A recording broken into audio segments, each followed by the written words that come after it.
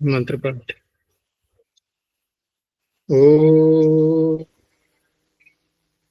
सहनावतु सहनौ भुनक्तु सह वीर्यं करवावहै तेजस्विनावधीतमस्तु मा विद्विषावहै।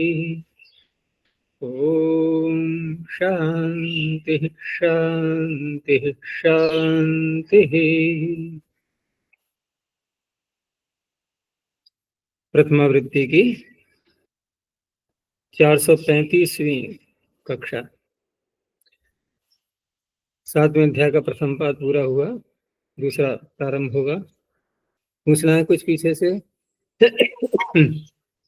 अच्छा जी, एक रोस्ट जो शब्द है वो नपुंसकलिंग में भी बनते हैं? बनता है कि बात नहीं है, प्रयोग। अब जो आह्वान या रोदन, जो भी शब्द हम शब्द का अर्थ लेंगे हम पुरुष धातु का, आह्वान रोदने च, तो जो भी कर रहा है, तो कभी कभी जड़ पदार्थों से भी ऐसी ध्वनियां निकलती हैं, तो वहां पर यदि कहीं प्रयोग ऐसा आता है तब विचारने की बात है। तो उस अवस्था में फिर मधु के समान मानेंगे ना, क्रोष्टु। लेकिन जो सूत्र इसको त्रिजवत कर रहा है रूपातिदेश करके, उसने नपुंसकलिंग पुल्लिंग स्त्रीलिंग ऐसा कुछ नहीं कहा, तो त्रिजंत तो वहां भी बन जाएगा, ये वहां भी बन जाएगा नपुंसकलिंग में। तो उस अवस्था में अब जैसे ऋकारांत नपुंसकलिंग के रूप चलेंगे, उस प्रकार से चलेंगे उसके। ऋकारांत नपुंसकलिंग है कोई शब्द?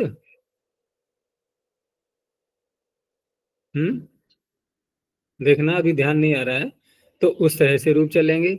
अब क्योंकि पुल्लिंग में इसका व्यवहार अधिक होता है, वो यहाँ पर दिखा दिया है उदाहरणों के रूप में, और स्त्रीलिंग का भी दिखा दिया। क्योंकि स्त्रीलिंग के लिए सूत्र भी था, अलग से दिखाना आवश्यक भी था। नपुंसकलिंग के लिए कोई सूत्र अलग से है भी नहीं, तो नपुंसकलिंग में पुल्लिंग में फिर त्रिजवत क्रोष्टु यही लगेगा।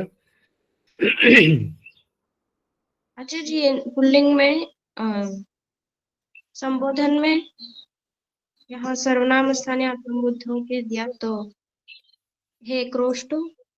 ऋकारांतों में संबोधन का क्या रूप बनता है? ऋकारांतों का हे कर्तः, ऐसे इसका बनेगा। तो यहाँ असंबुद्धो सर्वनाम स्थानीय असंबुद्धो। अच्छा, हाँ ठीक है। संबुद्धि भिन्न सर्वनाम स्थान में, तो वहां पर क्रोष्टु जैसे उकारांतों का रूप बनता है संबोधन में, हे क्रोष्टो, हे गुरु, हे भानो, इस तरह से बनेगा। और आगे हे क्रोष्टारो क्रोष्टारः। हाँ, वो तो ज्यों की त्यों रहेंगे, वो संबुद्धि थोड़ी है, वहां तो होगा त्रिजवत भाव।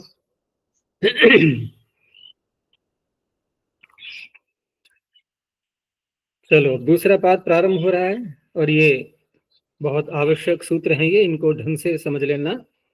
और परस्पर एक दूसरे का संबंध, ये जानना बहुत आवश्यक है इन सूत्रों में, कि कौन किसका अपवाद है, कौन किसकी प्राप्ति में विकल्प है, कौन अप्राप्ति में विकल्प है, कहाँ निषेध हो रहा है, ये सारी बातें समझनी आवश्यक हैं। और ये जो सूत्र हैं प्रारंभ के, ये जहां तक इट के निषेध का प्रकरण प्रारंभ नहीं होता है, 7 सूत्र हैं ये, अतो हलादेर लघु होता, ठीक है ना, ये एक अलग प्रकरण है 7 सूत्रों का। और इन 7 सूत्रों में जो बात कही जाएगी वो सिच को आधार बना करके कही जाएगी, अर्थात लुंग लकार के लिए हैं ये 7 सूत्र। और वृद्धि यहाँ पर मुख्य विषय है, तो वृद्धि का विधान जो किया गया है यहाँ, लेकिन जब सिच प्रत्यय आगे आता है तो वहां गुण की भी प्राप्ति होती है। सिच प्रत्यय आर्धातुक है ना, तो साधातुक आर्धातुक हो, या पुगंत लघु पदस्य च, जो ये सूत्र आते हैं ये गुण करने वाले, तो उनकी भी प्राप्ति होती है। तो उस अवस्था में हम ये देखें कि अंतरंग और बहिरंग की दृष्टि से तो ये अंतरंग हैं, ये यहाँ के सूत्र अंतरंग कार्य कर रहे हैं, या गुण वाले सूत्र अंतरंग हैं, तो कौन से लग रहे हैं? अंतरंग बहिरंग की पहचान कैसे होती है? कि जिस सूत्र को अपना कार्य करने के लिए अधिक अपेक्षाएं हैं, अधिक चाहिए, उसको बहिरंग कहेंगे। जिसको कम चाहिए उसको अंतरंग कहेंगे। तो परमात्मा को प्राप्त करने के लिए कम साधन चाहिए कि अधिक चाहिए? यूं कहो कुछ भी नहीं चाहिए शरीर के अतिरिक्त, और बुद्धि ठीक रहे हमारी बस। सबसे संबंध तोड़ना होता है। तो परमात्मा कैसा है? हमारा अंतरंग। और जब अंतरंग बहिरंग दोनों आए तो कौन सिद्ध होता है? बहिरंग सिद्ध हो जाता है। अंतरंग ही रहता है। तो यहां देखते हैं हम, वृद्धि करने वाले जो सूत्र हैं ये, इनमें सिच भी चाहिए, लेकिन सिच अकेला नहीं। कैसा सिच होना चाहिए? जिसके आगे परस्मै पद के प्रत्यय भी आ रहे हो। बढ़ गया ना थोड़ा सा भाग। और गुण करने वाले सूत्रों को आर्ध धातु अथवा सार्ध धातु, बस यही तो चाहिए। तीसरे से देखें हम तो वो अंतरंग बन जाता है गुण। लेकिन यदि हम उसको कर लेंगे असिद्धम बहिरंगम अंतरंगे लगा करके, तो ये सूत्र क्या करेंगे फिर? ठीक है ना?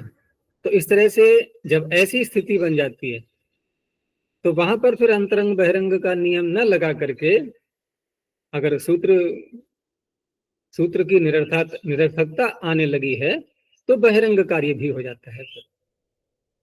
फिर अंतरंग बलवान नहीं रहेगा।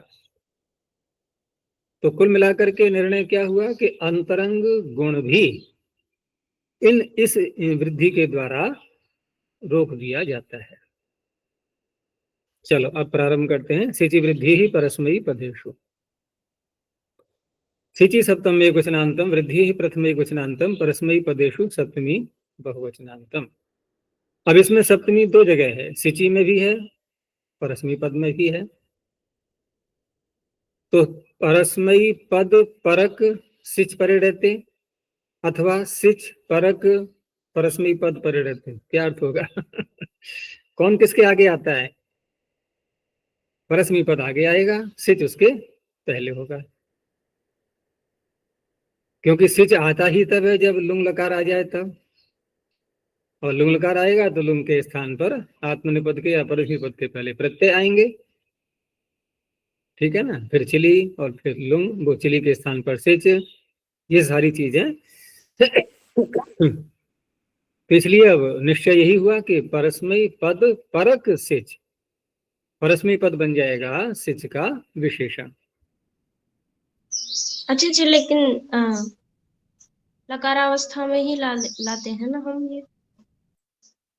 लकार अवस्था में लाना कोई अनिवार्य नहीं होता है। वहां भी ये देखा जाता है कि अंतरंग बहिरंग की दृष्टि से अगर देखें हैं तो लकार आते ही तुरंत लस्य सूत्र के अधिकार में जो तिप्तस जी आदि सूत्र आ रहे हैं, ये अंतरंग है कि बहिरंग है? अंतरंग। अंतरंग है, तो उसको पहले कर सकते हैं। ठीक है ना? वो ज्यादा अच्छा रहता है। ये ठीक है कि वो लुंग लकार ही कहलाएगा स्थानीय वद से, लुंग के स्थान पर तिप्तस जी आदि आ जाएंगे, तभी लुंग ही तो है, वो लुंग के स्थान में आए हैं। तो लुंग होना ये समाप्त नहीं हुआ, लुंग तो है अभी, भले ही उसके स्थान पर तिप्तस जी हो गए हैं, वो लुंग के ही स्थान में है, तो लुंग ही माना जाएगा वो। तो कहने का तात्पर्य परस्मयी पद परक सिच, परस्मयी पद बन जाएगा विशेषण। विशेषण विशेष भाव तो बनाना आ गया होगा ना पूरा? हम प्राय यही समझते हैं कि विशेषण विशेष भाव में जब भी हम ऐसा कोई वाक्य बनाते हैं तो वहां लिंग विभक्ति वचन ये सारे एक जैसे मानते हैं ना उसमें। एक बार मैंने ये प्रसंग चलाया भी था। जैसे मैंने कहा घृतम, ठीक है ना, घी बोला, कोई विशेषण नहीं बोल रहे हैं इसका हम। अब विशेषण क्यों लगाना पड़ता है? जहां संभव और व्यभिचार आदि होते हैं तब। अब घी तो भैंस का भी होता है, गाय का भी होता है, और किस किस का हो सकता है भाई? जिसका दूध है, ऊँटनी का, बकरी का, भेड़ का, किसी का भी ले लो। तो जब घी अनेक हो गए तो अब विशेषण की आवश्यकता है ना, कौन सा घी? तो हमने कहा गाय का घी है, गोह घृतम। तो विशेषण बनाइए गो शब्द या नहीं, या नहीं बना? तो विभक्ति एक सी रखो ना, फिर नहीं चलेगा ना नियम। तो ये बात तो छोटे छोटे बच्चों को समझाने के लिए होती है कि विशेषण विशेष में एक व्यक्ति, एक वचन, एक लिंग, जब अनुवाद सिखाते हैं यही तो बोलते हैं। ये एक प्रारंभ की प्रक्रिया है। आगे ज्यो ज्यो हम बढ़ेंगे तो विशेषण विशेष में बहुत बहुत परिवर्तन दिखाई देंगे, विभक्ति वचन लिंग के भी दिखाई देंगे, और फिर यहां तक हो जाएगा और आगे बढ़ेंगे कि विशेषण विशेष्य बन गया, विशेष्य विशेषण बन गया, ऐसा भी हो जाता है। ठीक है ना? तो इस तरह से चलो, यहां तो ठीक है, दोनों में एक जैसी विभक्ति है, कोई बात नहीं है। तो परस्मयी पद परे सिचि परतः, ये परस्मयी पद पर में बहुरी समास करके अर्थ कर रहे हैं हम। परस्मयी पदम परम यस्मात्, जिससे परस्मयी पद परे है, तो शब्द बन गया परस्मयी पद पर। अब उसमें कब प्रत्यय करो या ना करो, वो तो विकल्प है ना, शेषादिभाषा। तो परस्मयी पद परक या परस्मयी पद पर, अर्थ एक ही है दोनों का। दूसरा यह है इसमें कि वृद्धि की बात हो रही है, और वृद्धि किसको हो यह यहां पर निश्चय नहीं किया गया। उस अवस्था में परिभाषा भी साथ में आ जाएगी। ठीक है? तो परिभाषा आ जाएगी तो कौन सी आएगी? एको गुण वृद्धि एकह आ जाएगा। अब एकह आ जाएगा तो कौन सी व्यक्ति है उसमें? षष्ठी। मैं बहुत बारीकी समझा रहा हूं, पूरा सूत्र का अर्थ मस्तिष्क में आ जाना चाहिए। अब इधर अंगस में षष्ठी है, तो अब यहां एकह बन गया विशेषण। तो विशेषण के द्वारा जब कोई विधि होती है वहां तदंत विधि। तो एगंत अंग, अब ये एगंत अर्थ अपने आप ही आ गया बिना प्रयास के, कोई अनुवृत्ति नहीं, कुछ नहीं। तो पूरा सूत्र का अर्थ बन गया एगंतस्य अंगस्य परस्मी पद परे सिचि परतः वृद्धिर्भवति। एक सामान्य सूत्र हो गया ये। यहाँ ये नहीं कह रहा है कि सिच प्रत्यय इडादी हो या अनिडादी हो, कुछ नहीं, सारे ही सिच ले लिए इसने, बस केवल आत्मनिपद में नहीं लगेगा ये। तो ये तो हो गया सामान्य सूत्र। चलो अब देखते हैं आगे क्या क्या फिर इसमें, इसके ऊपर भी प्रहार होंगे, कुछ अपवाद भी आएंगे, वो देखेंगे आगे। तो इसमें दोनों प्रकार के उदाहरण यहाँ दिखा दिए हैं, इडादी सिच का भी दिखा दिया है, और जहां इट नहीं होता है ऐसे सिच का भी दिखा दिया है। तो अनिट धातुओं का लिया पहले, ची और नी धातु, ठीक है ना, अनिट है ये ना, एकाच उपदेश इडागम नहीं होगा।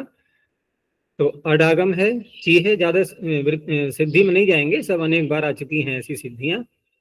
तो अट ची, आगे सिच का सकार है और तिप का तकार है। अब तिप का तकार क्योंकि अप्रयुक्त हो चुका है तो अस्ति से चोप्रयुक्त ईडागम तो हो ही जाएगा, ईडागम नहीं हुआ है, ईट हो गया है।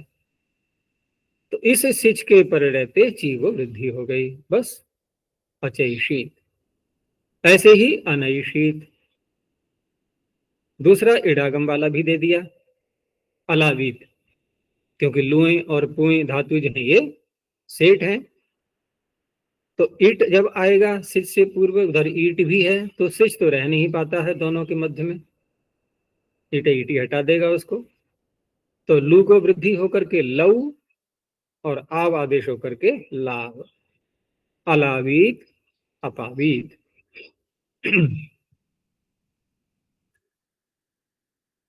तो ई और उ, ये तो ये हो गए वृद्धि के लिए, यहाँ मिल गए। एक री का भी दे दिया है, क्योंकि इगंत अंग चाहिए ना, तो इगंत अंग में ची, नी, लू, उ और क्री और ह्री, ये भी आ गए।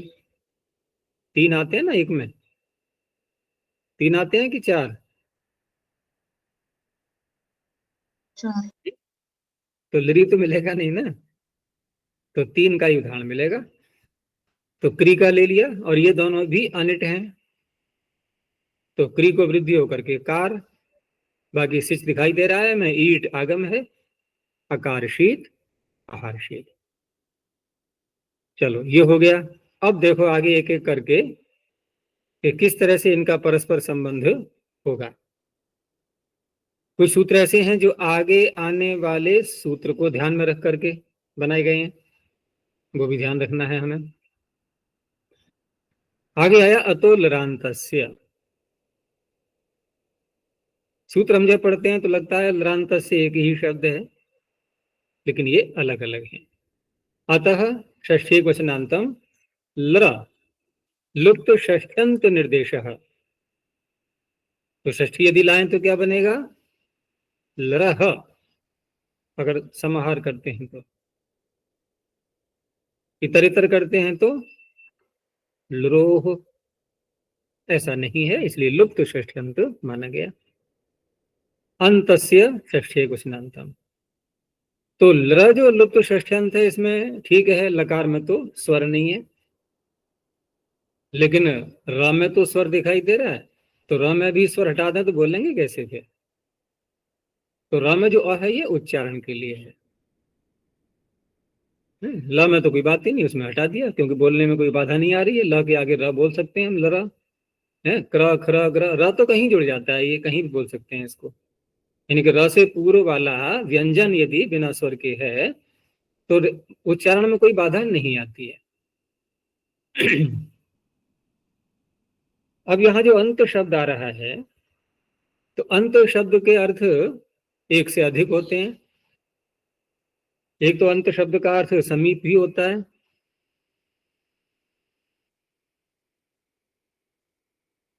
एक ऐसा कहा जाता है ना कि अतिथि हमारे यहाँ आते हैं, जब मेहमान आते हैं परिवार में, घर में कहीं पर भी, तो जब वो जा रहे होते हैं तो उनके साथ में कुछ दूर चलना होता है ना, द्वार से बाहर निकल करके, या सीधा अपना कमरे में बैठे रहे, उन्हें कह देंगे ठीक है आप जाइए।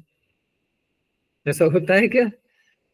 साथ साथ चलते हैं ना, तो कहाँ तक चलेंगे साथ साथ? क्या जहाँ के रहने वाले हैं वहां तक जाएंगे? फिर वो लौट के आएंगे हमारे यहाँ हमें पहुंचाने के लिए, यही चलता रहेगा फिर तो। तो जहां तक जाते हैं उसके भी नीति शास्त्रों में बहुत से निर्देश दिए गए हैं। तो वहां ये कहा जाता है कि जहां जल आ जाए वहां तक छोड़ना है उनको, ठीक है ना। उदकांतम, उदकांतम प्रियम अनुव्रजेत। कोई प्रिय अपना है तो जहां उदकांत, अब यहाँ अंत शब्द का अर्थ क्या होगा? समीप, उदक के समीप तक छोड़े उनके लिए। एक अच्छा माना गया है, जल आ गया है तो यह है कि, और फिर जल वहां पर पहले बहुत तालाब इत्यादि बहुत हुआ करते थे। एक ये नियम था कि कोई भी ग्राम यदि बना हुआ है तो उसके पास में तालाब अवश्य होना चाहिए। अब ऐसी परंपरा नहीं, इतना ध्यान नहीं रखते हैं। तो उदकांतम प्रियम अनुव्रजेत, ये समीपवाची हो गया, तो यहाँ अंत का अर्थ है समीप बोलेंगे। ऐसे एक होता है अवयव, अंत का अर्थ अवयव भी होता है। जैसे कोई वस्त्र है तो वस्त्र का अवयव, कोई टुकड़ा, तो वस्त्रांत या वसनांत ऐसे प्रयोग होता है। यहाँ क्या करेंगे हम, कौन सा अर्थ लेंगे? तो इन्होंने यहाँ बता दिया है कि अंत का जो अर्थ है यहाँ पर आएगा वो कौन सा आएगा? समीप अर्थ, जैसे उदकांतम का प्रयोग किया था मैंने। अब क्योंकि लरह में षष्ठी मानी गई है, लुप्त षष्ठ्यंत माना गया इसको, तो उधर अंत में भी षष्ठी है, तो संबंध कैसे जोड़ेंगे? उधर अतः में भी षष्ठी है, देखो तीनों में षष्ठी है ये, तो तीनों में षष्ठी का परस्पर संबंध कैसे जोड़ा जाएगा? तो अंत को तो ले लिया हमने समीप अर्थ में, तो समीप किसके? तो वहां अतः को जोड़ेंगे। अब अतः बनेगा उसका विशेषण, आकार के समीप। आकार के समीप कौन होंगे? तो वो आ रहे हैं ल, आकार के समीप रेफ और लकार। अब रेफ और लकार हो गई वर्ण विधि, वर्ण ही तो पकड़ा हमने, और वर्ण में तदंत विधि हो जाती है फिर। अब ये अंगस्य के साथ जुड़ जाएगा, लकारांत और रेफांत अंग। तो लकारांत रेफांत अंग हो गया, लकार और रेफ के समीप आकार आना चाहिए। अब प्रश्न उठेगा वृद्धि किसको करेंगे हम? वृद्धि जिसको होनी उसका तो कुछ बता ही नहीं गया। तो जब आकार समीप में आ गया और अंग है लकारांत या रेफांत, तो वृद्धि करने वाला किसको वृद्धि करेगा फिर? भाई आकारी को ही तो करेगा, और कहां जाएगा करने के लिए। तो हम यूं भी कह सकते हैं आकार को 2 बार बोलना है अर्थ करते समय। ऐसे पीछे भी बहुत से सूत्र आए हैं जहां एक शब्द का 2 बार उच्चारण करते हैं अर्थ की स्पष्टता के लिए। तो पूरा सूत्र का अर्थ क्या बन गया? तो खोलते हुए लिखा है पूरा कि अतः अंतौ अर्थात अकार समीपौ यौ रेफ लकारौ तदंतस्य अंगस्य अतः स्थाने वृद्धिर्भवति परस्मै पद परे सिचि परतः। अब इतनी सारी बात कह करके एक प्रश्न उठेगा कि जो उदाहरण यहां आ रहे हैं, जैसे ज्वल या मल या क्षर या सर, क्या इन सभी में पूर्व सूत्र वृद्धि नहीं कर सकता था क्या? नई बात कौन सी कह रहा है ये? अब ये परस्पर संबंध दिखा रहा हूं मैं सूत्रों का, कैसे बनेगा आपस में। पूर्व सूत्र कर सकता है कि नहीं?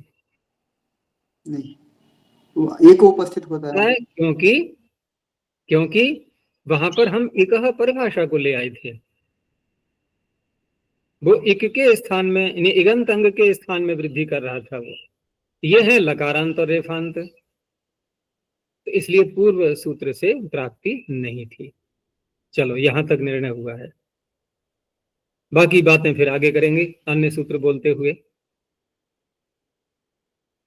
लेकिन समझा तो पड़ेगा पहले से ही। यहाँ पर देखो अगला सूत्र जो आ रहा है ना, वद व्रज हलंतस्याच, इसमें हलंतस्य को समझ लो पहले कि अगला सूत्र हलंत के अच को वृद्धि करता है। क्या ये लकारांत रेफांत का आकार ये हलंत का अच नहीं हो गया? तो अगला सूत्र भी वृद्धि कर रहा है, इधर ये भी कर रहा है लकारांत और रेफांत के आकार को। अगला सूत्र भी कह रहा है कि हलंत के अच को वृद्धि होती है। तो एक जैसी बातें निकल रही हैं दोनों सूत्रों में, ठीक है ना, उलझन आने लगी यहां से। अब तो उसका समाधान कैसे होगा? अब कि हलंतस्याचः जो आगे आ रहा है, तो एक सूत्र और आगे आएगा अतो हलादेर लघु, ठीक है ना। अतो हलादेर लघु क्या कहता है कि आकार को यदि हमें वृद्धि करनी है, धातु हलादी हो और लघु आकार हो उसमें, देखो यहाँ लघु आकार ही तो है, ये ज्वल मल इत्यादि अतुलांत से लघु आकार को ही तो करेगा वृद्धि। हलंतस्याचः में तो हम कह सकते हैं कि ये व्यापक बन जाएगा, ये वहां पर आकार भी हो सकता है, इकार भी हो सकता है, ऋकार भी हो सकता है। हलंत का अज तो कुछ भी हो सकता है, ठीक है ना। लेकिन अतो हलादेर लघु को देखें हम और अतुल लांतस्य को देखें परस्पर, तो वहां कुछ लग रहा है हमें ऐसा कि अतुल लांतस्य और अतो हलादेर लघु ये बिल्कुल एक जैसे लग रहे हैं यहाँ इस स्थिति में। वो भी कह रहा है कि हलादी धातु के आकार को, लघु आकार को वृद्धि होती है, लेकिन वो कर रहा है विकल्प से वृद्धि। बस इतनी ही बात समझनी है। अब हम ये कह सकते हैं कि यदि ये सूत्र अतुल रांत से न बनाया जाता, ठीक है ना, तो हलंतस्याचः से आगे से उससे वृद्धि प्राप्त हो रही होती, अतो हलादेर लघु वहां पर विकल्प कर देता। हो गया स्पष्ट? तो विकल्प न हो जाए, नित्य ही वृद्धि होगी, उसके लिए ये सूत्र है। लेकिन लकारांत और रेफांत के आकार को नित्य वृद्धि होगी। तो अंतिम निर्णय क्या निकला कि अतो हलादेर लघु से जो विकल्प से वृद्धि प्राप्त हो रही थी उसको रोकने के लिए है ये। क्योंकि कौन सा सूत्र क्यों बनाया गया ये समझना आवश्यक है यहाँ पर, नहीं तो उलझन रह जाएगी। इस सूत्र की आवश्यकता मात्र इसलिए हुई कि अतो हलादेर लघो विकल्प से वृद्धि कर रहा था, और अतो हलादेर लघो भी विकल्प से जो वृद्धि कर रहा था वो प्राप्त विभाषा है या अप्राप्त विभाषा है, प्राप्त। इसको भी समझना होता है हमें। वो प्राप्त विभाषा है, क्योंकि वृद्ध व्रज हलंतस्याचः वृद्धि कर ही रहा था। लेकिन वहां भी एक चीज और आएगी कि वद व्रज हलंतस्याचः, हलंतस्याचः जो वृद्धि करता है ये नहीं कहता है कि सिच के पूर्व इट होना चाहिए या नहीं होना चाहिए, नहीं कहता ना, जैसे कि सिच वृद्धि परस्मै पदेषु नहीं कहता। हलंतस्याचः तो सीधा वृद्धि करेगा, बस सिच परे हो, उसके साथ में इट हो या न हो। लेकिन उसी के आगे सूत्र आ रहा है नेटी। तो नेटी ये कह रहा है कि हलंतस्याचः जहां जहां वृद्धि कर रहा है वहां यदि इट आगे, इट साथ में है सिच के, तो वृद्धि नहीं होगी। तो हम ये कह सकते हैं कि नेटी सूत्र हलंतस्याचः का पूर्ण रूप से अपवाद हो चुका है। ठीक है ना। इसीलिए जो उसके उदाहरण आते हैं हलंतस्याचः के, वदव्रज को छोड़ देना, अभी वो अलग है। हलंतस्याचः के जो उदाहरण हम देखते हैं वो हमेशा ऐसे ही मिलेंगे जहां पर इट नहीं है, जैसे अपाक्षित, अभयित शीत, अच्छयित शीत, अरौत शीत, यही तो आए हैं सब। तो नेटी ने रोक दिया। अब नेटी ने जब रोका तो उस अवस्था में अब लगेगा अतो हलादेर लघु। ठीक है ना। तो नेटी ने यह कहा कि इडादी सिच परे होगा तो हलंत के अच को वृद्धि नहीं होगी। अब बताओ अतो हलादेर लघु प्राप्त विभाषा है कि अप्राप्त विभाषा है? अब निर्णय हो पाएगा पूर्ण रूप से, क्योंकि अतो हलादेर लघु भी नेटी को और हलंतस्याचः को ध्यान में रखते हुए, मुख्य बात क्या है नेटी की, कि नेटी ने तो निषेध कर दिया कि इडादी सिच परे होगा तो उस अवस्था में हलंत के अच को वृद्धि नहीं होगी। तो अतो हलादेर लघु कह रहा है कि यदि हलादी धातु है और उसका लघु आकार है तो उसको इडादी सिच पर रहते विकल्प से वृद्धि होगी या नहीं होगी? किसकी प्राप्ति में सूत्रीय? नेटी की प्राप्ति में नहीं होगी। प्राप्ति का मतलब निषेध की प्राप्ति में। तो निषेध में विकल्प कर रहा है ये, तो क्या कहेंगे? विकल्प से वृद्धि नहीं होगी। यानी कि निषेध का विकल्प है, प्राप्ति का नहीं। प्राप्ति तो हलंतस्याचः से हो ही रही थी, नेटी ने उसमें अड़ंगा लगा दिया था। उस अड़ंगे को कह रहा है ये कि ये विकल्प से निषेध होगा। यहां पर यहां तक निर्णय हुआ। अब ये जो अतो हलांतस्य के उदाहरण देख रहे हैं हम, ये सारे उदाहरण देखो इडादी सिच के हैं या अनिडादी सिच के हैं? इडादी सिच के हैं ना। इडादी।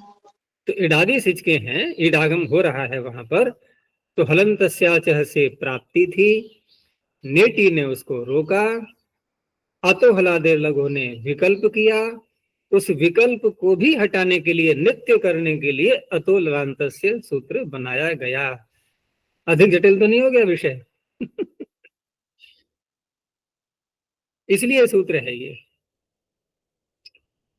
तो मुख्य तो हम यही कहेंगे कि अतो हलादेर लघु से जो विकल्प प्राप्त हो रहा था उसको रोकने के लिए, लेकिन अतो हलादेर लघु भी नेटी को ध्यान में रख करके बनाया गया है, और नेटी हलंतस्याचः का अपवाद है। तो ये परस्पर संबंध है आपस में। तो बन तो जाएंगे सारे, ये ज्वल है वृद्धि होकर के अज्वाली, मल लकारांत के हो गए ये दोनों, अहमालीत ऐसे ही रेफांत का अक्षर है और उत्सर है, अक्षारीत, अत्सारीत, ये दिखा दिए। अब अगला सूत्र, अब समझ में जल्दी आ जाएगा आगे का विषय। तो वद व्रज हलंतस्याचः, वद व्रज हलंतस्याचः षष्ठी क्वचनांतम अचः षष्ठी क्वचनांत।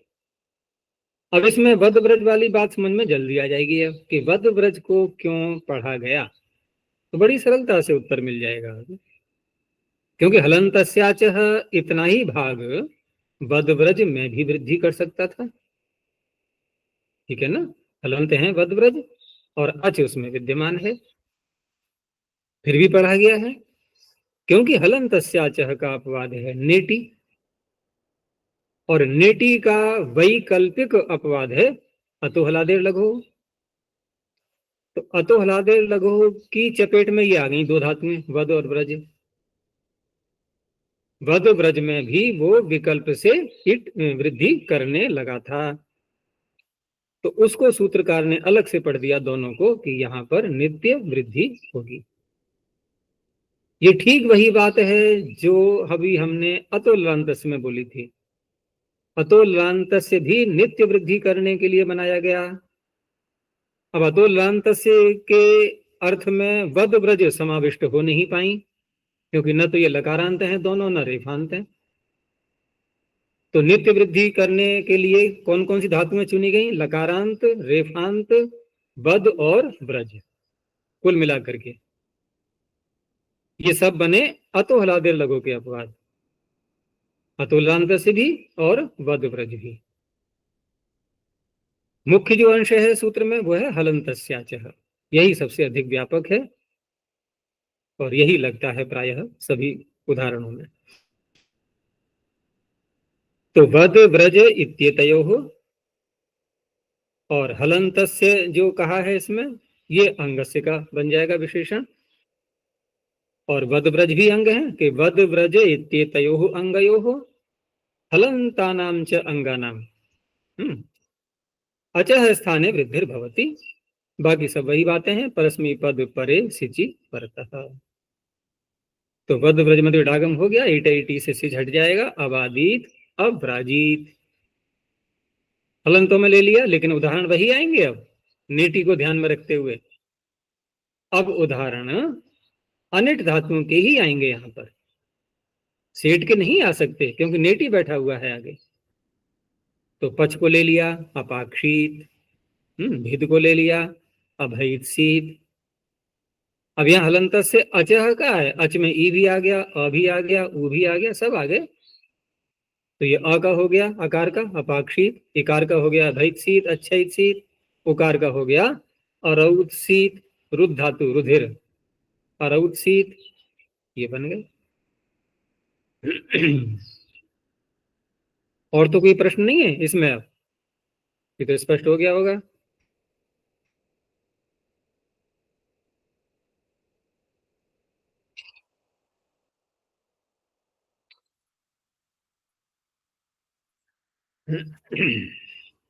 चलो आगे देखो, नेटी तो स्पष्ट है कि हलन्तस्याचः की अतिव्याप्ति को रोकने के लिए है। आचार्य जी इसमें सिजि वृद्धि परस्मै पदेषु इससे गंतांग को वृद्धि प्राप्ति थी या निगंतार्थ है सूत्रकारम पहले? वो तो है भाई, जो कार्य सिचि वृद्धि परस्मै पदेषु कर सकता है उसी कार्य को करने के लिए थोड़ी सूत्र बनाया जाएगा। सिचि वृद्धि में तो इगंतंग हमने अर्थ कर ही लिया। अभी जो हमने और दो सूत्र पढ़े हैं अब तक, उसके अतिरिक्त उनमें है कहीं इगंतंग? कहीं भी नहीं। तो अनिगंत के लिए ही है सूत्र ये, ठीक है ना। और नेटी भी, नेटी जो सूत्र है ना, ये नेटी सूत्र सिचि वृद्धि परस्मै पदेषु को नहीं रोकता है। देखो ना, वहां हमने उदाहरण दिया था अलावित अपावित, है नहीं है ईट वहां पर, क्योंकि नेटी हलंत से अचा का अपवाद है और वहां हम कर रहे हैं गंतंग को, हलंत को नहीं कर रहे हैं। तो कई लोग जो है ना नहीं समझ पाते हैं, तो नेटी को वहां भी जोड़ देते हैं सिचि वृद्धि में, तो उलझन आएगी नहीं आएगी, कैसे बनाएंगे फिर अलावित अपावित, बनेगा ही नहीं। तो वो अन्य समाधान यह लोग करना चाहते हैं वहां पर कि पहले हमने लू को गुण कर लिया और गुण करके अबादेश हो गया, लब बन गया, अब वहां पर हलंत बन गया ये, ठीक है ना। और हम विकल्प से कर लेंगे फिर अतो हलादे लघु से, तो फिर अलबीब भी तो बनेगा, उसे कैसे रोकोगे?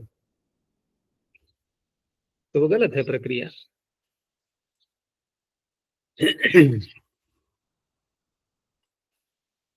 तो नेटी अर्थात इडादौ सिचि, इडादौ परस्मै पद परे सिचि परतः फलं तस्यांगस्य वृद्धिर न भवति। बस ठीक है, उसी का निषेध हो गया। अब जो धातुएं यहाँ पर आ रही हैं वो सभी सेठ हैं, देव, शिव, कुश, मुश, और सभी ऐसी हैं, हलंत भी हैं और उनमें अच विद्यमान है। और हंतस्याचह में क्योंकि अचह कह दिया गया है, कोई यहाँ भी तो प्रश्न कर सकता है कि यहाँ हम परिभाषा को क्यों नहीं लाते। जैसे पुगंत लघु पदस्य जब सूत्र लगाते हैं गुण करने के लिए, तो वहां पर इकह परिभाषा को जोड़ते हैं नहीं जोड़ते हैं साथ में? वो ठीक है, उपधा में गुण कर रहा है वो उपधा, लेकिन उपधा एक ही तो लेते हैं। तो यहाँ भी हम जब हलंत स्याचह बोले तो हलंत का अच हम एक ही तो लेंगे फिर, या नहीं? नहीं लेंगे, क्योंकि यहाँ अचह बोल दिया और वहां कहा है लघु उपधस्य उपधस्य उपधा, तो उपधा क्या अच होता है? वो तो कुछ भी हो सकता है, लेकिन अच तो अच ही होगा ना, व्यंजन तो होगा नहीं। तो यहाँ तो हमने निर्देश कर दिया, यहाँ परिभाषा नहीं आएगी, इसलिए अकार इकार उकार सभी आ गए इसमें, केवल एक नहीं। तो ये हो गए अदेवीत, असेवीत, अकोशित, अमोशित। सभी हलंत हैं, सभी में अच है, तो वृद्धि प्राप्त हो रही थी पूर्व सूत्र से, इसने रोक दिया। अब अगले सूत्र को देखो। अब क्योंकि पीछे की हम सारी बातें समझ चुके हैं, अतो हलादेर लघो तक, तो अगला सूत्र बहुत सरलता से पकड़ में आ जाएगा। तो म्यंत क्षण श्वस जागृणी श्वेदिताम, षष्ठी बहुवचनांतम, एक ही पद है पूरे सूत्र में। तो पहला जो शब्द है इसमें समास जो करेंगे, तो म्यंत, ये एक शब्द हो गया पूरा। इसमें 3 वर्ण आ रहे हैं, हकार, मकार और यकार। इन तीनों का द्वंद्व करके फिर अंत शब्द के साथ में बहुव्रीहि समास कर लेंगे। म्यः अन्ते यस्य, तो म्यंतः, म्यंत एक अलग शब्द हो गया। दूसरा इसमें एक बहुव्रीहि समास वाला और भी है, एदित, एत इत यस्य, एकार की जिसमें एक संज्ञा होती है, जैसे कटे चटे धातु होती है ना, उस प्रकार की कटे वर्षा वर्ण्यो चटे तेगे ऐसे करके वो भी इसमें आ गई। और एक इसमें है णी शब्द सूत्र में, तो णी कोई धातु नहीं है, णी प्रत्यय है, और प्रत्यय में तदंत विधि ले लेते हैं, तो वहां णी का अर्थ हो जाएगा ण्यंत। ठीक है, बहुत धातु आ जाएंगे उसमें। अन्य सारी एक एक धातु का नाम दिया गया है। तो म्यंत अर्थात हकारांता नाम, मकारांता नाम, यकारांता नाम च अंगा नाम, क्योंकि वर्ण विधि होगी ना, वर्ण विधि में तदंत विधि हो जाती है, तो ये सब अंत ले लेंगे, हकारांत, मकारांत और यकारांत। अब अन्य जो पढ़ी है वो हकारांत, मकारांत, यकारांत है नहीं, तो आगे क्या है, क्षण, श्वस, जागृ, और णी से तात्पर्य ण्यंता नाम, श्वी, इत्येतेषाम्। फिर है एदित, एदिताम च, इडादौ सिचि परस्मै पद परे परतः वृद्धिर न भवति।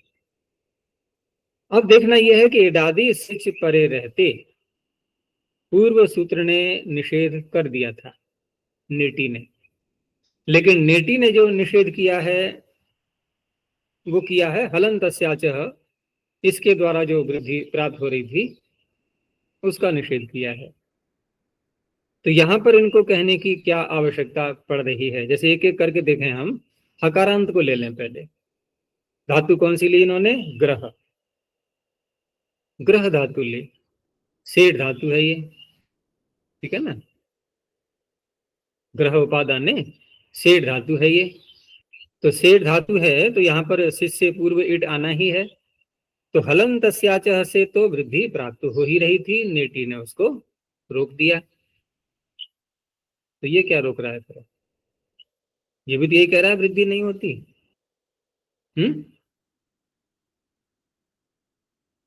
क्यों है ऐसा, बताओ, सोचो थोड़ी देर, मंथन करो।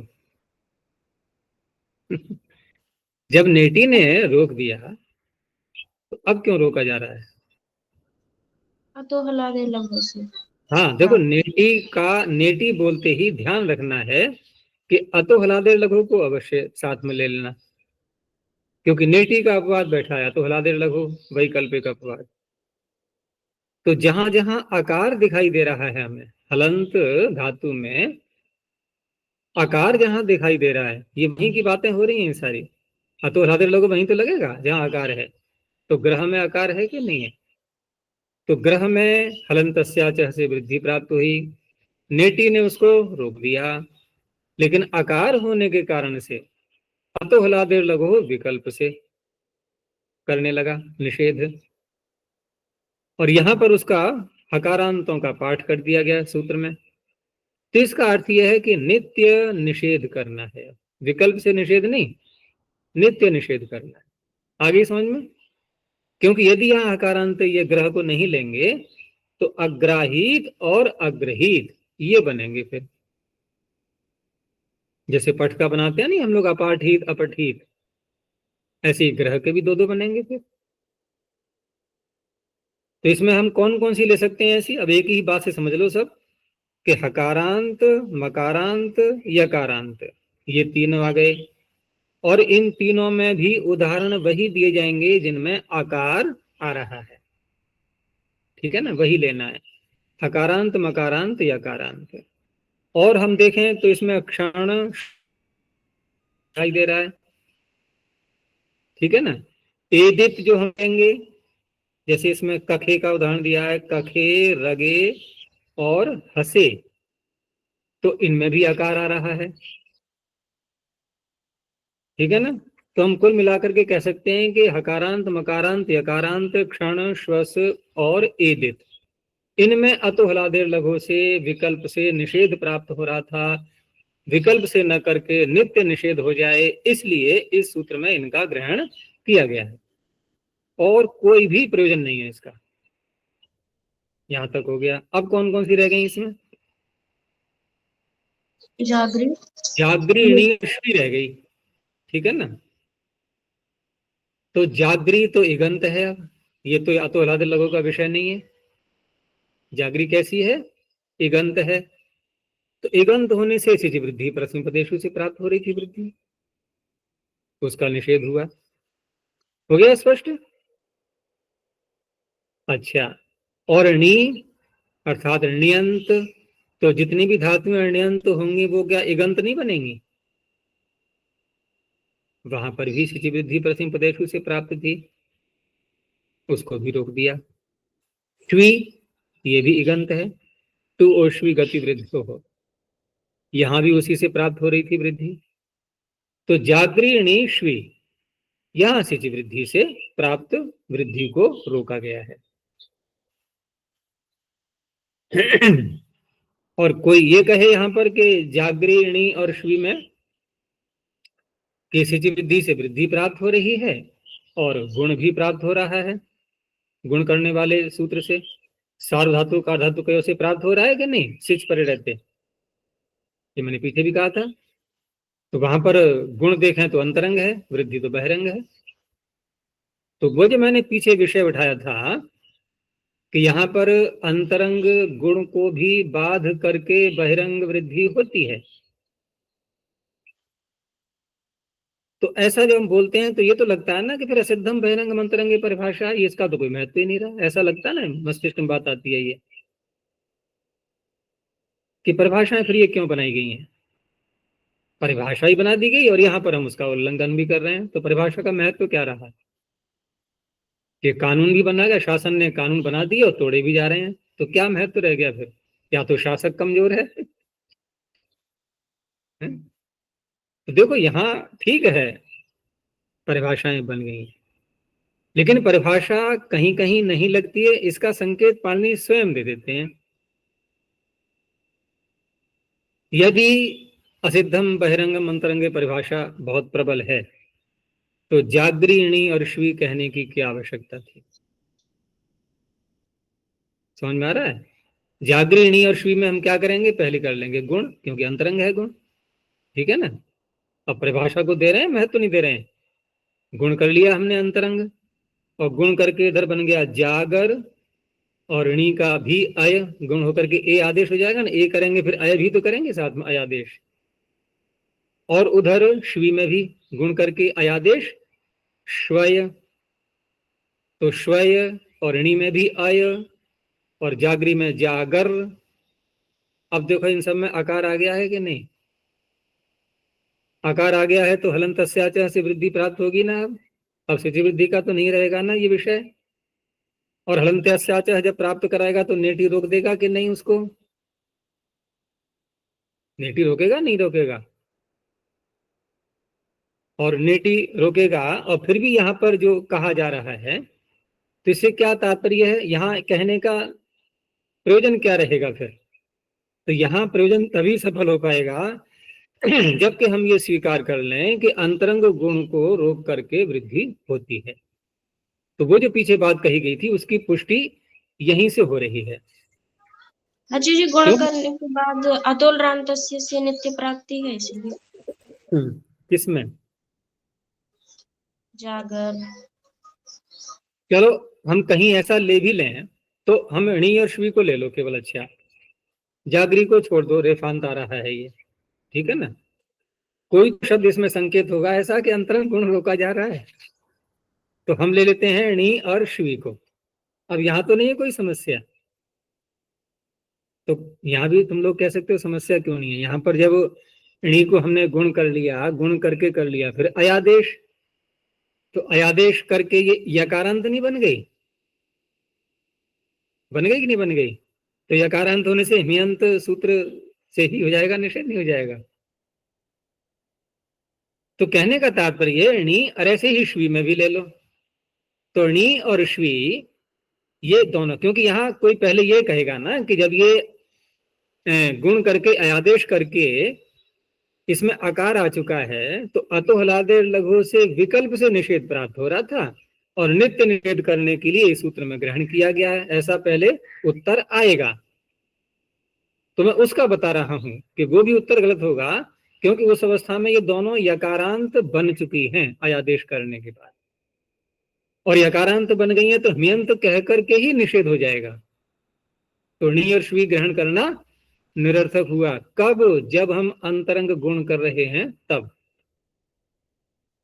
तो अब इनका पढ़ना सार्थक कब होगा? जबकि हम अंतरंग गुण को बाध करके सिचि वृद्धि से वृद्धि दिखाएं तब। उस वृद्धि को रोकने के लिए यहाँ पर णी और श्वी का ग्रहण किया गया है। जागरी को हटा दो थोड़ी देर के लिए, यह है।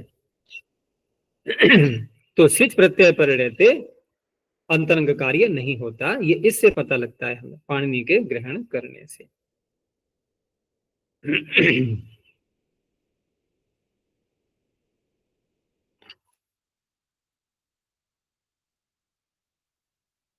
तो सूत्र में सारी बातें आई चुकी हैं। यहाँ पर अब उदाहरण देख लो, जैसे हकारांत का हो गया अग्रहीत, मकारांत का अस्यमीत, अवमीत, यकारांत का अव्ययीत, क्षण अलग से ले लिया है, अक्षणित, सब में इडागम दिखाई देगा, ध्यान रखना। और श्वस का अश्वसीत, जागरी का अजागरीत। अब यहाँ पे जब वृद्धि का निषेध कर दिया तो गुण तो हो जाएगा ना, अब तो कोई बात ही नहीं। जागरो विचंडल नित्सु, गुण करने का सूत्र इसका अलग से विद्यमान है। अजागरीत और निजंत का हो जाएगा, यहाँ पर जो धातु ली है इन्होंने औनयीत, तो कौन सी धातु लग रही है ये? औनयीत और अइलयीत। हाँ, और अइलयीत में इल, इल प्रेरणे है ना, तो ये उनके रूप हैं। और आगे जो इसमें औ या आई दिख रहा है वो तो 8 आगम करके 8 अक्षर से वृद्धि हो जाएगी। तो औनयीत, अइलयीत। श्वी में भी अश्वयीत, वृद्धि का निषेध जब हो जाएगा तो गुण होकर के अयादेश। ऐसे ही एदित में, यहाँ तो अब कुछ होना नहीं है गुण वगैरह, तो कख का अकखित और रग धातु का अरगित।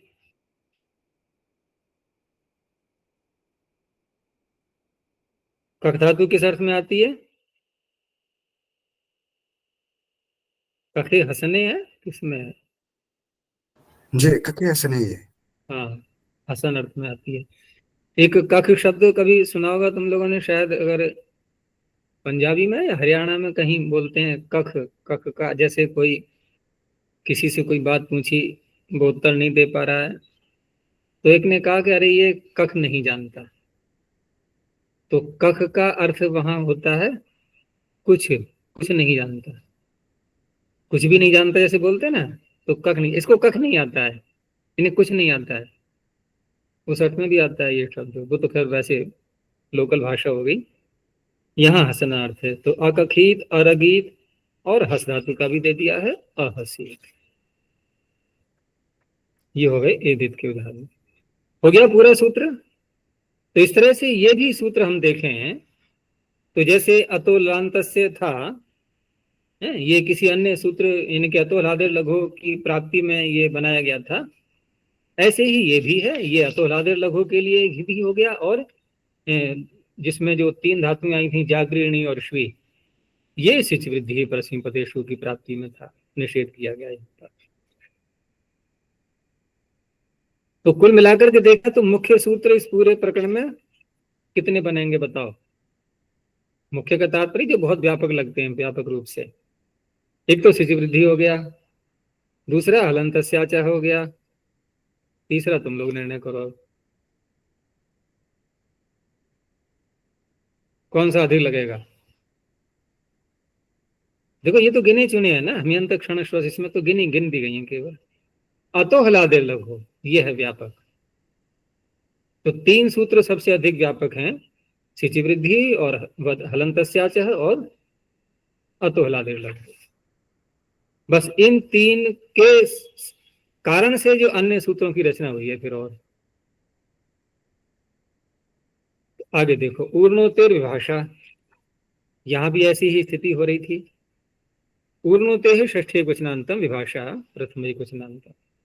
देखो धातु क्या है इसमें? ऊर्णु। तो ऊर्णु भी कैसी है?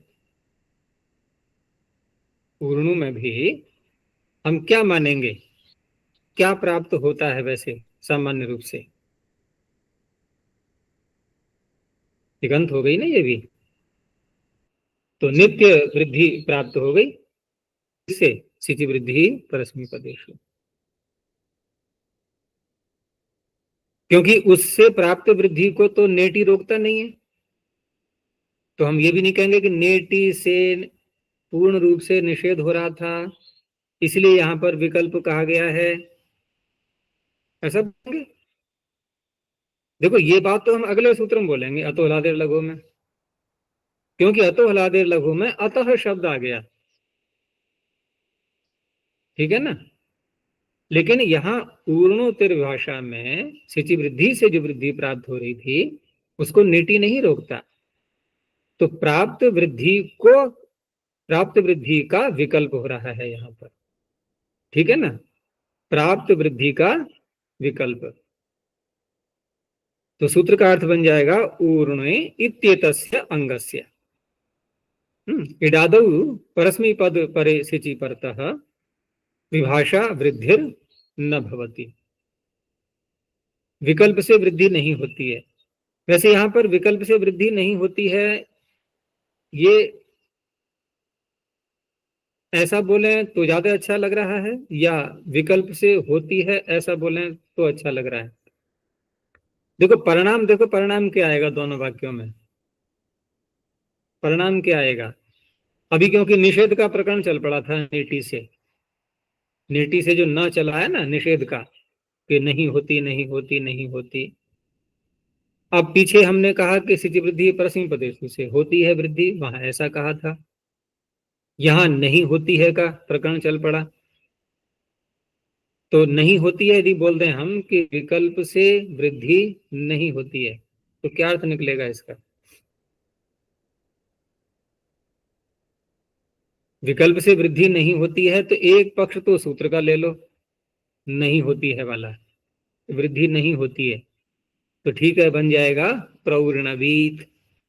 अब एक पक्ष खाली रह गया दूसरा, तो वहां होती है जुड़ जाएगा, सिच वृद्धि लग गया। अब यदि हम ये बोले कि न का ध्यान न रखें हम और सीधा बोलते हैं विकल्प से वृद्धि होती है, तो विकल्प से वृद्धि होती है और वहां नित्य प्राप्त हो रही थी, तो विकल्प से होती है तो हमने एक पक्ष में सूत्र से जो हो रही है उसको करके वृद्धि कर ली। अब दूसरा पक्ष रह गया खाली, तो दूसरा पक्ष खाली रह गया और वहां पर हम सिद्धि वृद्धि लगाने लगे तो सूत्र निरर्थक हो जाएगा फिर ये। यानी एक पक्ष में तो हमने इस सूत्र से वृद्धि कर लें, दूसरे पक्ष में सिद्धि वृद्धि से कर लें, तो हुआ क्या फिर? कुछ ही परिणाम नहीं निकला। तो नहीं होती है फिर अपने आप ही बोलना पड़ेगा, तो कैसे ही बोल दो, कोई अंतर नहीं पड़ता यहाँ। तो नहीं का प्रकरण चल रहा था, इन्होंने नहीं होती है ऐसा बोल दिया है। चलो, तो यहां एक बात और ध्यान रखनी होती है कि ऊर्णु धातु वहां भी पढ़ी है प्रथम अध्याय के दूसरे पाद में, गांगपुटादिभ्यणित विजयित विभाषोर्णो। और विभाषोर्णो क्या कहता है कि ऊर्णु से आगे जो प्रत्यय आएंगे वो विकल्प करके क्या होते हैं? नित्वत होते हैं। तो जिस पक्ष में नित हो जाएगा तो तब तो ये वृद्धि आदि का कोई प्रसंग ही नहीं है, वृद्धि का और गुण का। तो जिस पक्ष में नित्वत नहीं होता, ठीक है ना, जिस पक्ष में नित्वत नहीं होगा, सामान्य रूप से जैसे प्रत्यय हैं वैसे ही रहेंगे, तब ये सूत्र हमें लगाना है। अच्छा, वहां भी सूत्र की रचना कैसी है? वहां तो है विभाषोर्णो और यहाँ है ऊर्णोत्तर विभाषा, पलट दिया है ना, शब्द वही आ रहे हैं, विभाषा ऊर्णो और ऊर्णोत्तर विभाषा, केवल अदला बदली कर दी है बस शब्दों की, बाकी दोनों एक जैसे ही हैं। तो यहाँ पर जब वृद्धि कर लेंगे तो ऊर्णु का ऊ को औ होकर के आवादेश और आठ आगम है, तो और्णावीत प्र लगा दिया है तो वृद्धिरेचि लगा लेंगे फिर बाद में, पहले आटश्च से वृद्धि करेंगे फिर वृद्धिरेचि से, तो प्रौर्णावीत। अब जिस पक्ष में ये वृद्धि नहीं करेगा उस पक्ष में तो गुण तो हो जाएगा ना, क्योंकि हमने विभाषोर्णों से विकल्प से इंगित रखा है प्रत्ययों को। तो जिस पक्ष में हम इंगित नहीं मान रहे हैं तब की बात हो रही है ये, तो वहां पर गुण हो जाएगा किससे? साधु कार्धु से, और अब आदेश होकर के प्रौर्णवीत। अब वो वाला पक्ष ले लो, विभाषोर्णो विकल्प से इंगित कर रहा है, अब उसने इंगित कर दिया सिच को इंगित कर दिया है, तो अब तो गुण भी नहीं हो पाएगा साधु कार्धु से। अब क्या करेंगे? अब उभंग हो जाएगा, अचेष्णु से उभंग होकर के प्रौर्णुवीत, तो तीन बनते हैं इसमें। चलो अंतिम सूत्र देखो, अतो हलादे लघु हो, अतः षष्ठी क्वचनांतम हलादे है, षष्ठी क्वचनांतम लघु हो, षष्ठी क्वचनांतम। देखो तीनों में षष्ठी है यहाँ पर, तो उधर अंग से भी आ रहा है, सारे षष्ठी के हो गए, ठीक है ना। अंगस्य का विशेषण हम किसको बनाएंगे? तो हलादि शब्द इसमें आ ही रहा है, हल आदिर यस्य, यस्य कस्य? अंगस्य। और हल क्या है? प्रत्याहार हो गया। तो अंग पूरा कैसा होना चाहिए? हलादि, हलादि बन गया, हलह बन गया अंगस्य का विशेषण, तो हलादे रंगस्य ये अलग हो गया। अब यहां पर अतः और लघु ये दो शब्द हैं, तो लघु अकार बोलेंगे या आकार लघु बोलेंगे? विशेषण पहले बोलते हैं, लघो अकारस्य, हलादे रंगस्य लघो अकारस्य, इडादौ परस्मैपद परे सिचि परतः विभाषा वृद्धिर न भवति। यहां न भवति तो बिल्कुल सार्थक ही है, क्योंकि नेटी से निषेध जो हो रहा है उसी का निषेध की प्राप्ति का विकल्प है ये। अर्थात नेति विकल्प से निषेध करेगा। नेति से जहां जहां प्राप्ति हो रही है वो निषेध विकल्प से होगा। एक पक्ष में निषेध होगा, दूसरे पक्ष में नहीं होगा। तो अब यहाँ वही धातुएं ली जाएंगी जो हलादी होंगी और जिनमें लघु आकार भी आ रहा होगा। तो कण धातु है अकाणित, अकणित, अकाणित, अरणित, अराणित। और जो हम प्रायः बोलते ही हैं पठ धातु का अपठित, अपाठित। बहुत बनेंगे इसके रूप, इसके उदाहरण बहुत ज्यादा बन जाएंगे। बहुत व्यापक सूत्र है ये। तो ये यहाँ तक लुंग लकार में जो हम सिच प्रत्यय लाते हैं उससे संबद्ध वृद्धि का पूरा जो भी कुछ कहना था सब कुछ कह दिया है। और कुछ भी शेष नहीं है यहाँ पर वृद्धि के विषय में, केवल लुंग लकार की बात हो रही है। वैसे तो वृद्धि का मुख्य प्रकरण तो आगे आना है अभी, जो कि मृजय वृद्धि से प्रारंभ होता है कि नहीं? मृजय वृद्धि सूत्र आएगा, गुण का वृद्धि के सब आएंगे आगे अभी। और वृद्धि वाला जो है फिर अचूर्णीति, अतबधा, ये सब आएंगे। फिर अगले पाद में भी चलेगी वृद्धि, पता है कि नहीं? वहां भी चलेगी। वो एक अलग प्रकरण है, ये अलग प्रकरण है 7 सूत्रों का। अब यहां से एक बहुत बड़ा प्रकरण आगे प्रारंभ होने वाला है जो कि इट से संबद्ध है। ठीक है ना? कौन धातुएं सेठ हैं, कौन अनिट हैं, ये सब बातें आगे आएंगी। अब अभी यहीं तक रखते हैं। प्रणव ध्वनि। ओ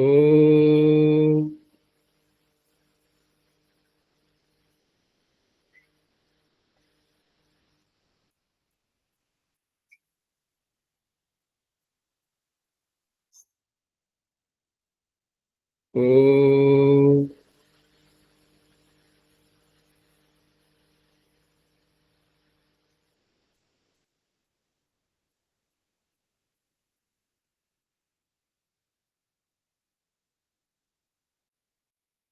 ओ